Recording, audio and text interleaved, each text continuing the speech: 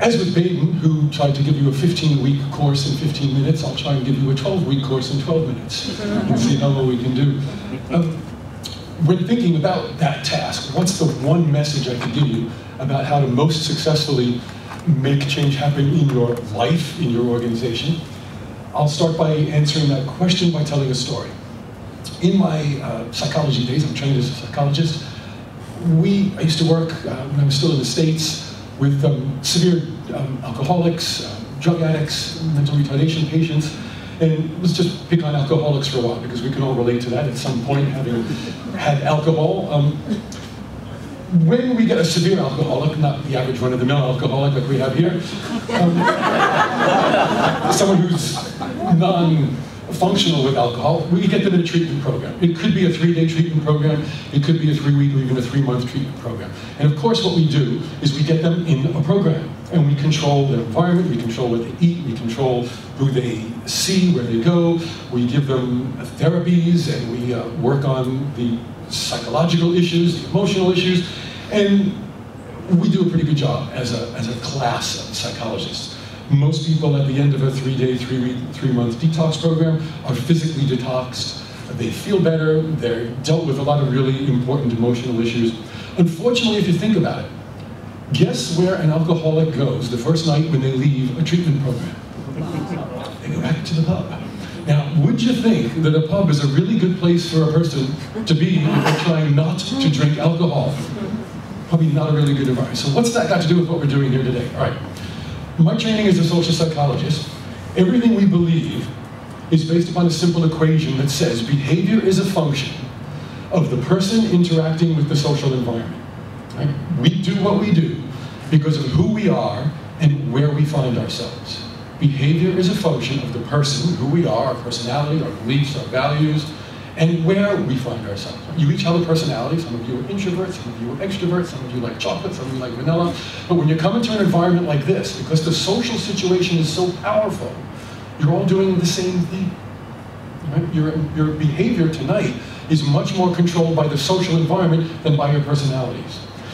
That's the answer to why the alcoholic can't not drink alcohol when they're in a pub. Because regardless of the decision they made when they're in our treatment program, the social environment of a pub overwhelms their personality, and they'll eventually, after 3 days or 3 weeks or 6 weeks back in the pub, start to drink alcohol. Now, linking that to why we're all here tonight, you go back to your organizations and you say, I want to make some significant changes to our energy usage. We all need to start turning off our computers more. We all need to start to recycle. We need to start thinking about changing our supply chain. We need to start making some significant changes to our collective and individual behavior. Unfortunately, after you communicate that to people, what you do is allow them to go back to the pub.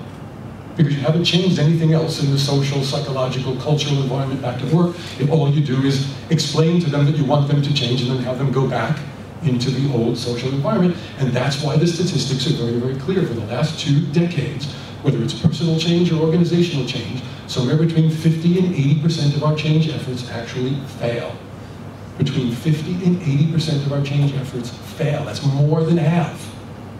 And that's because we're continually communicating to the alcoholic that you need to stop drinking and then putting them back in the pub. And it's absolutely deadly serious. Right? I also work with heart patients, and just last month in the Gold Coast, I spoke to a group of people who'd survived a heart attack. And they had open heart surgery, and they went through a treatment program. And once again, somewhere about, well, let me just quote a particular study. They took 1,000 people who had survived a heart attack, survived open heart surgery, and needed to make significant behavioral changes to save their life. That is, quit smoking, moderate their alcohol, exercise, diet, etc., etc. To make a long story short, at the end of the study, only 10% of them were actually able to make the lifestyle changes they needed to save their own lives. Right? 1 out of 10 can change their behavior to save their life. So when you go back to work and you're trying to change people's behavior at work, it's not going to work if all you do is explain to them what you need to do. So my main message for tonight, it's what I do as a lecturer, it's what I do with GreenBizCheck and the trainings, is to try and help people. So think about what are the important social environmental factors at work that you can change to help change the pub. And that's why GreenBizCheck is so wonderful, because it takes you through a series of 240 different actions that can embed the change back at work, so that people almost don't have a chance to not do what they need to do. Like in this environment, you all knew what to do. You came in and you sat down because the environment demanded you do that.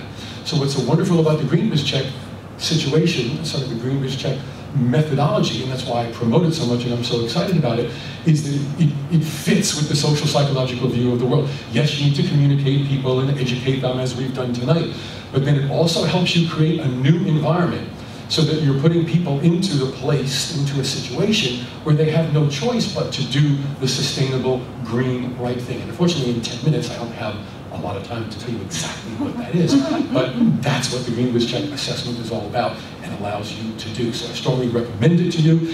And whether you go with GreenBizCheck or not, the main takeaway, go back to your workplace and look at all the different ways you can embed the changes you want to happen in the social and cultural and physical environment, so that the cues are there, so that people will change their behavior whether or not they even know they're doing it, like putting sensors in so that the lights go off automatically, putting a system in that turns the computers down at night automatically. And those and 238 other ideas are in the GreenBizCheck assessment. So thank you, Tony, for one more chance to get up and share these thoughts with people. If you have any questions for me, see me later. I'll turn it back over to you, and we'll get you folks your last massage chance. Thank you all very much.